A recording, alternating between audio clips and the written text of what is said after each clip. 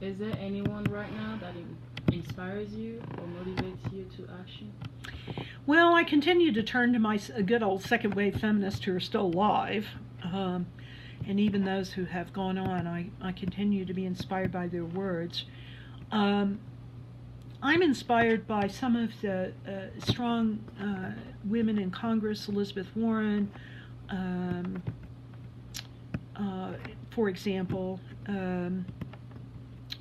Mazie Hirona from Hawaii, who's battling kidney cancer right now, but is just, doing her best. Amy Klobuchar from Minnesota,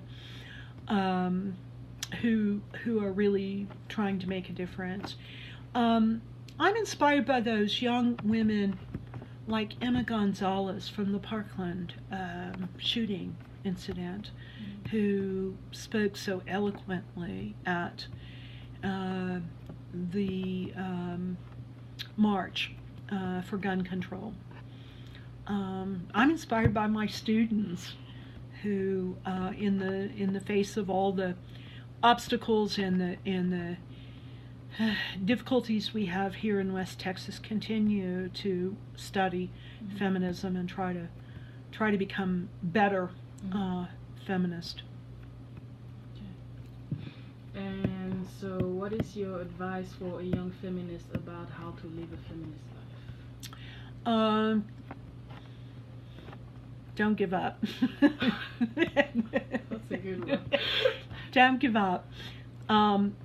Be mindful that you will have times of struggle, but keep working through them. Build alliances, build community. I think too many of us second wavers are isolated, and why is that? I think it's a result of being geographically where I am. If I were in New England, I wouldn't have this problem right now. If I were in California, I wouldn't have this problem. If I were in Europe, I wouldn't have this problem. But I think you all have learned how to connect better than our generation did across social media and that sort of thing. And so you might not need as much face-to-face community as some of us do. But build alliances and build communities, and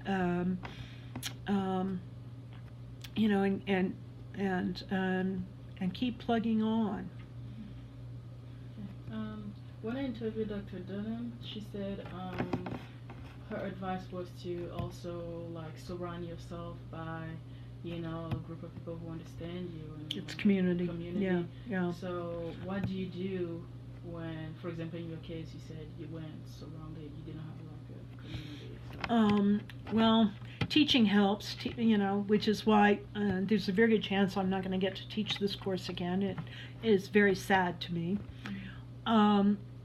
Teaching feminist work helps in sort of handing the baton off to a new generation of young women. I do a lot of reading. I watch YouTube, lectures, and so I try to create community, myself. But it's been hard. I'm missing it. I'm really, really missing it.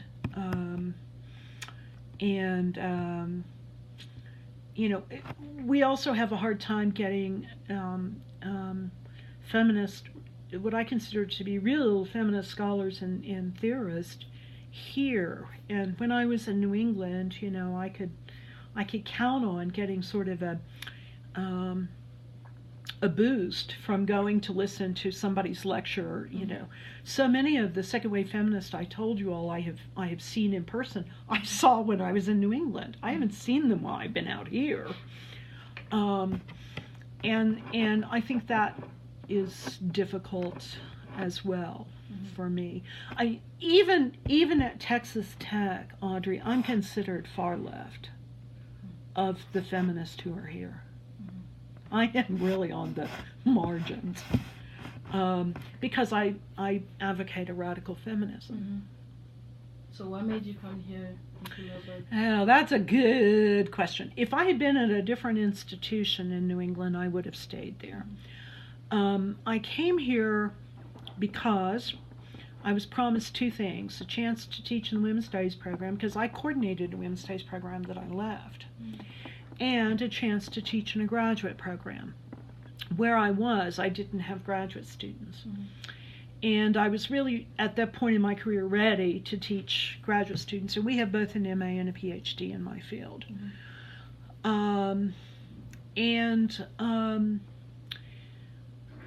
So I came here, and originally my intent wasn't to stay here too long, but to use it as a stepping stone itself. But because I was a little bit older coming back after having taught high school for 9 years and then doing the PhD, and because I am not in a relationship, I needed to sort of play catch up financially.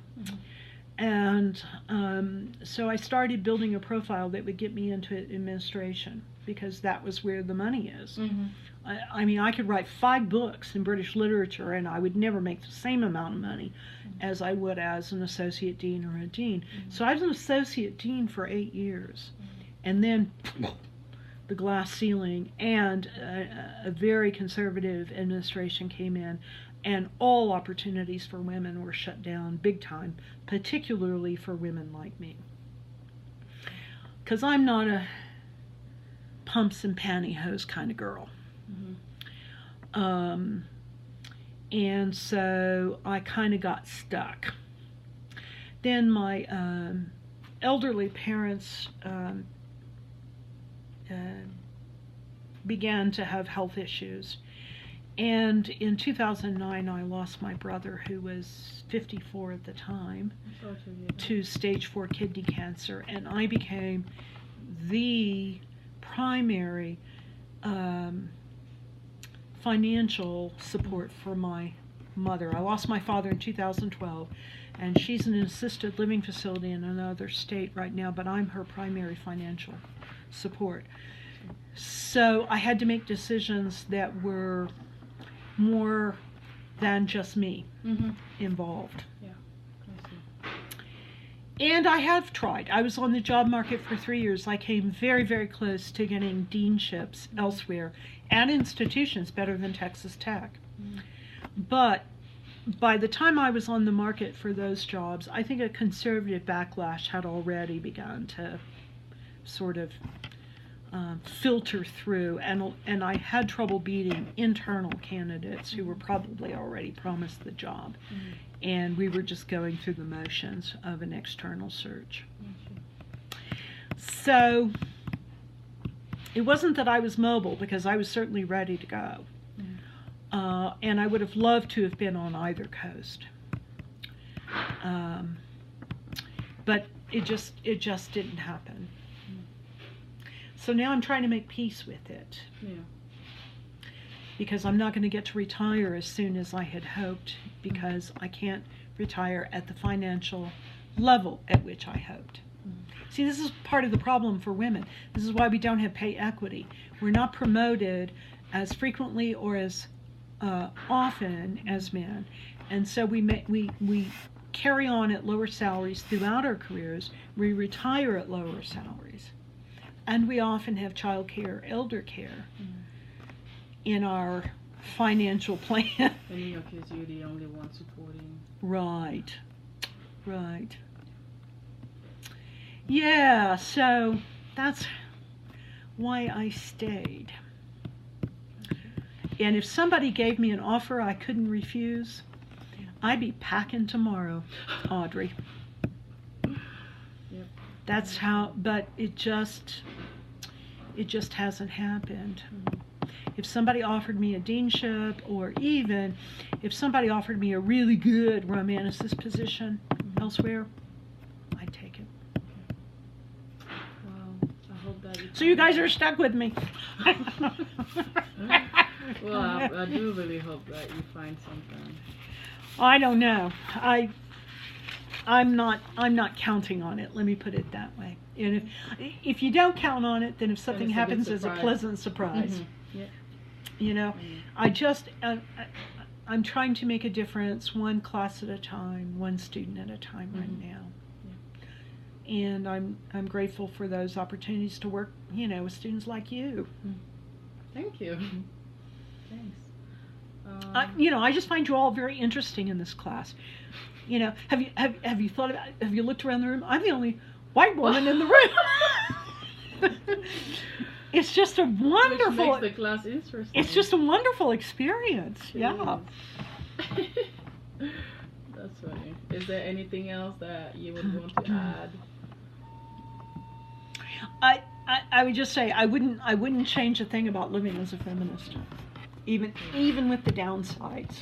That's very good. Because when I put my head on the pillow at night, You sleep I'm well. comfortable with who I am. That's good. Yeah. That's very good.